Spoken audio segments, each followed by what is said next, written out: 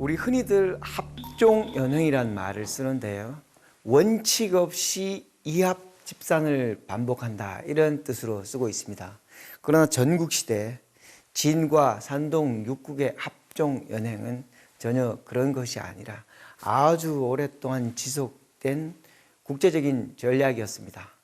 소진은 육국이 북쪽의 연에서 남쪽의 촉까지 종으로 연결해서 서쪽의 진을 막아야 된다는 합종론을 이끈 사람이고요. 장인은 반면 강한 진의 입장에서 합종을 수직으로 돌파하기 위해서 서쪽의 진에서 동쪽의 제까지 연결하는 연합을 구축한다는 이야기인데 사실은 연합이 아닙니다. 연횡은 합종을 깨기 위한 일종의 방편이라고 할 수 있습니다.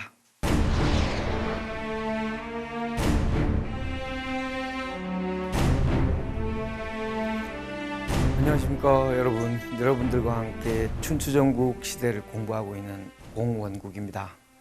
오늘은 합종연행, 서쪽의 진이 점점 커진 상황에서 창에만 의존하지 않고 혀에도 의존하는 그런 종행가들의 이야기를 들려드리겠습니다.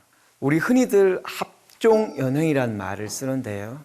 원칙 없이 이합 집산을 반복한다 이런 뜻으로 쓰고 있습니다. 그러나 전국시대 진과 산동 6국의 합종연횡은 전혀 그런 것이 아니라 아주 오랫동안 지속된 국제적인 전략이었습니다. 그렇다면 전국시대 중반 일약 학파로 성장한 유세가 집단, 군대 대신 혀로 상대방의 군주를 설득하고 굴복시키고 자기 나라의 이익을 관철하는 그들은 누구인가? 전국시대 중반부터 차츰 서쪽의 진이 일강이 되고 동방의 6나라가 비슷비슷한 크기가 되는 일강육중의 시대가 됩니다.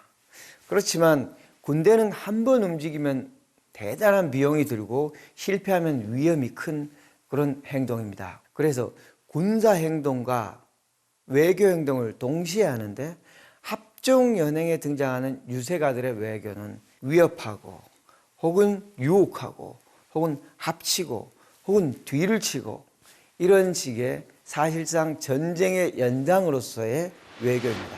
여기에 등장하는 사람들이 유세가들인데 이 사람들이 믿고 있는 것은 바로 정보입니다. 먼저 자기 나라를 잘 공부한 후에 기본적인 정보를 쌓고 상대방에 가서 자기 나라의 정보를 반쯤을 슬쩍 흘린 후에 상대방 국가의 정보를 많이 가진 사람들과 대화를 하면서 다시 정보를 끌어들이고 그리고 비교적 정보가 적은 곳에 가서 그 정보를 다시 흘리면서 정보를 점점 집적시키는 겁니다. 말하자면 요즘 컴퓨터 네트워크의 검색 엔진처럼 이런 사람들은 국제적인 지략가가 되는 겁니다. 그래서 이 사람들은 단순히 혀로 상대방을 설득한 사람들이 아닙니다. 이 사람들은 상대방의 허점과 강점 그리고 국제 정세를 훤히 깨고 있으면서 미끼를 던지거나 혹은 그 사람을 위협하거나 해서 자신의 뜻을 관철시킵니다. 그래서 보통 유세가들을 객경이라고 하는데요. 다시 말하자면 손님으로 왔지만 그 나라의 경의 대우를 받는 사람입니다. 오늘 이야기할 사람들 중에 그런대로 유세가지만 원칙이 있었던 두 사람, 유세가 중에 희대의 라이벌 소진과 장이입니다.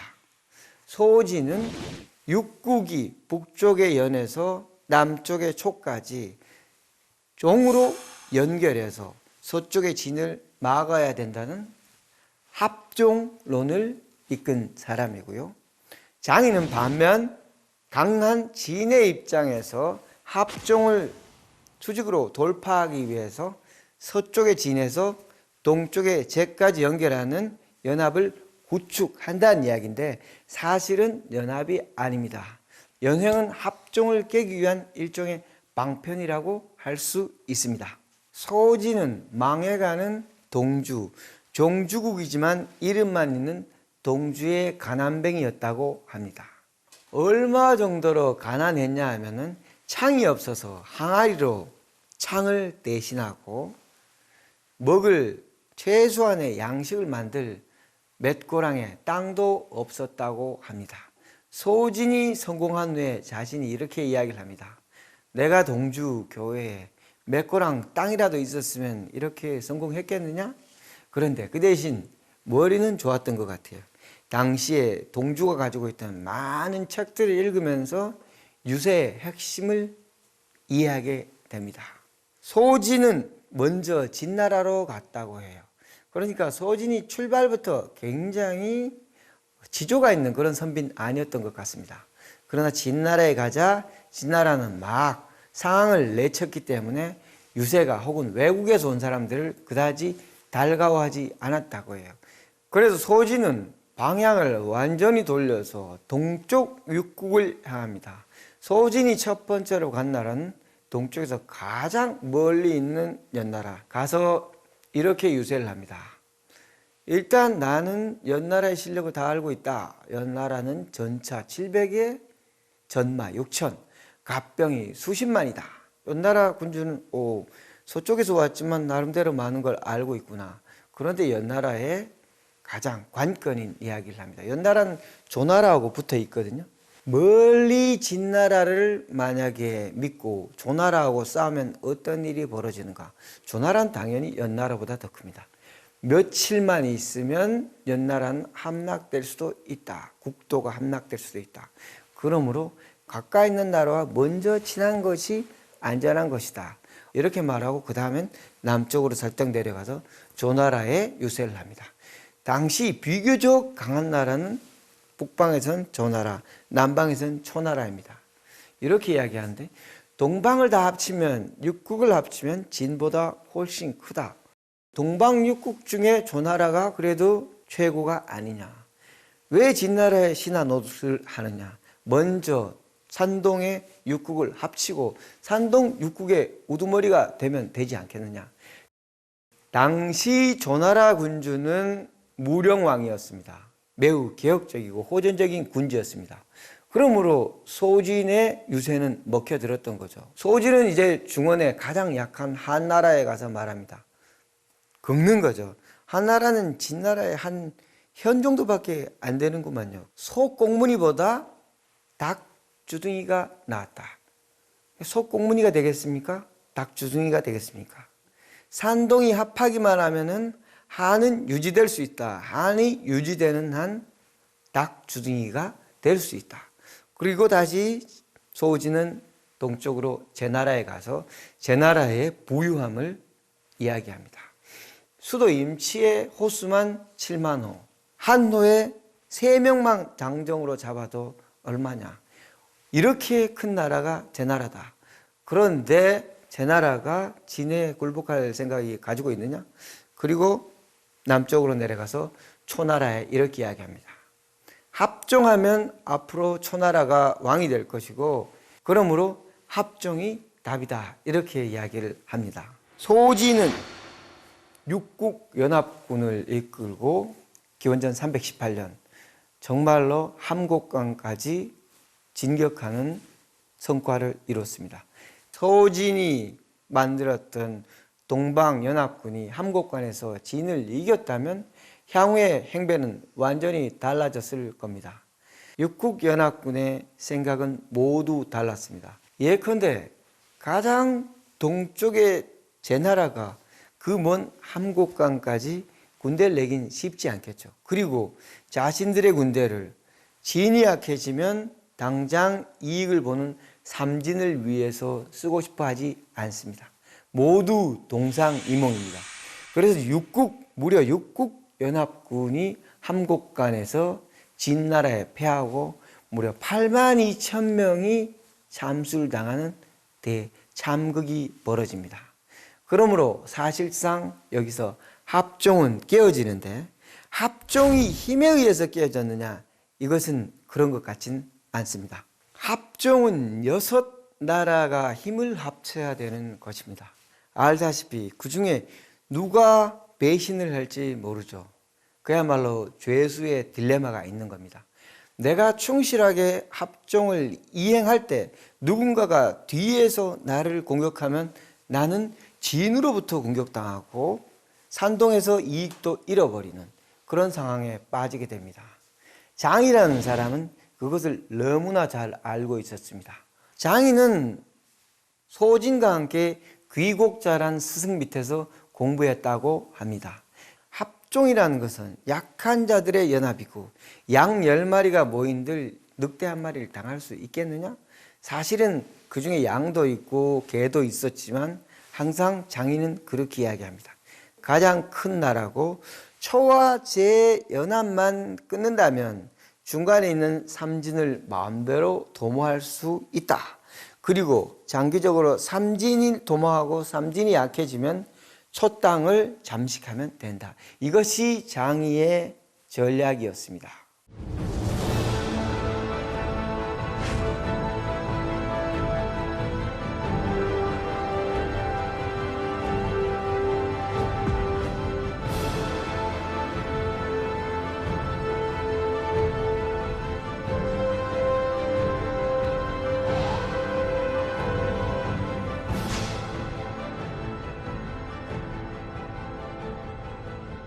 장이가 초나라로 갑니다. 그때까지 초나라는 제나라와 굳게 맺고 있었습니다. 그런데 와서 장이가 이야기합니다. 제나라하고 뭐하러 붙어 있느냐? 우리가 삼진을 공격하겠다. 그러면 당신은 제나라하고 사이있는 송나라를 치고 송나라를 얻은 후에 나중에 제나라를 합치면 그대들이 남방의 패자가 되고 우린 북방을 하고 서로 나눠 갖는 게 어떻겠는가? 이렇게 이야기합니다. 그때까지 최소한의 사신이라면 국제적인 사기를 칠 수는 없었습니다. 그런데 장인은 한참 더 나가서 이렇게 말합니다. 제나라하고 초나라가 국교를 끊어주면 우리가 진과 초나라 사이에 있는 상호 땅 600리를 그대들에게 주겠다. 그때 당시 제나라의 사신으로 갔다가 돌아온 구론 결사적으로 반대했습니다. 제나라하고 끊어지는 순간 초나라는 바로 진의 공격을 당한다. 진의 공격을 당하고 우리가 약해진 후에 다시 제나라의 손을 내밀어도 그때는 너무 늦다. 그러나 초회왕은 장이의 속임수에 넘어갔습니다. 좋다. 상어 땅 600리가 쉽게 얻을 수 있는 것이냐? 그래서 제나라와 단교합니다. 제나라와 단교하자 바로 진은 중원을 공략하고 초회왕이 장이에게 땅을 달라고 했을 때 장이는 지치미를 뚝 떼고 맙니다.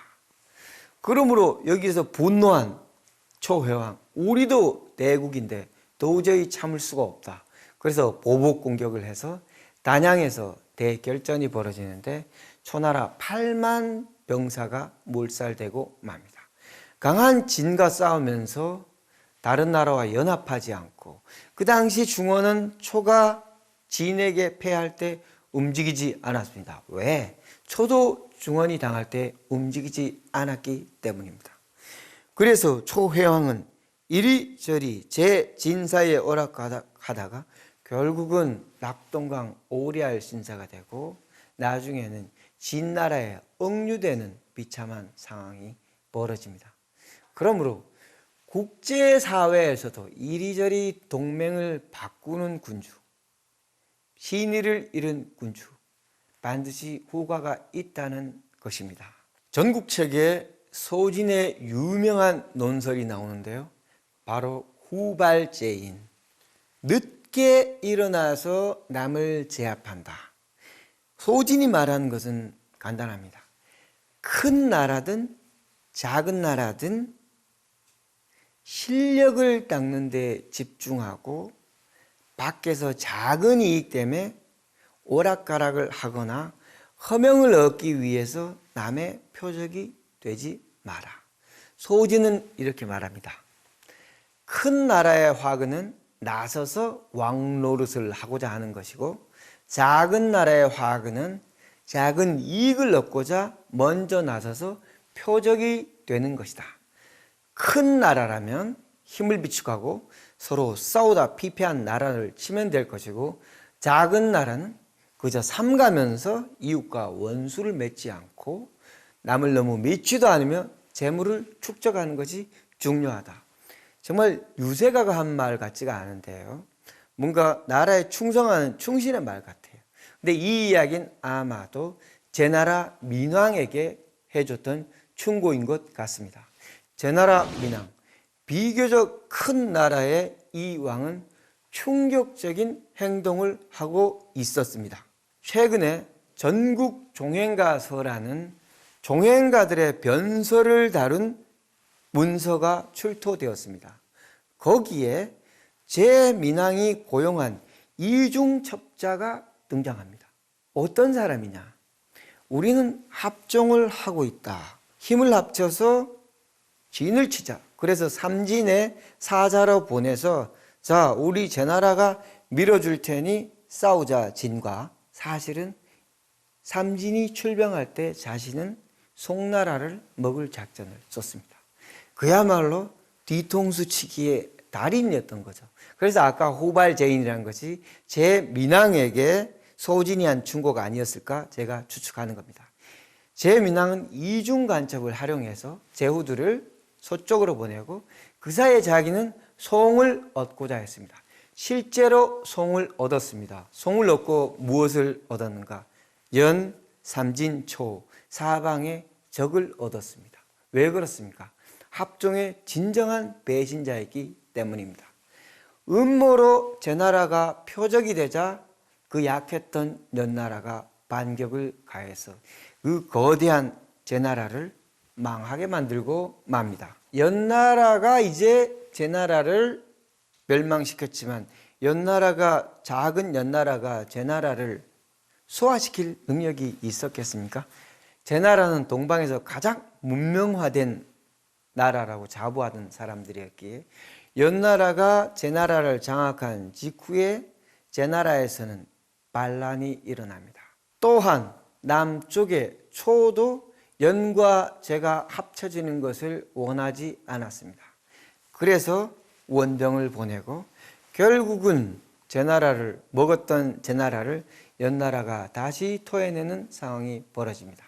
그래서 오늘 합종을 망친 것이 진의 장인인가 아니면 육국인가? 어쨌든 권모술수를 자주 쓰고 이합집산을 반복하면 큰 나라든 작은 나라든 모두 망한다는 것입니다. 제나라 민왕이 가장 많은 첩자를 뿌리고 가장 많은 조행가들 데리고 있었지만 먼저 표적이 되었기 때문에 그 큰 제나라를 망치고 말았던 것입니다. 다음 시간에는 강력해진 진이 산동 육국을 두드리는데 그 중에 가장 비참하고 치열했던 싸움인 장평의 싸움터로 한번 가보겠습니다. 고맙습니다.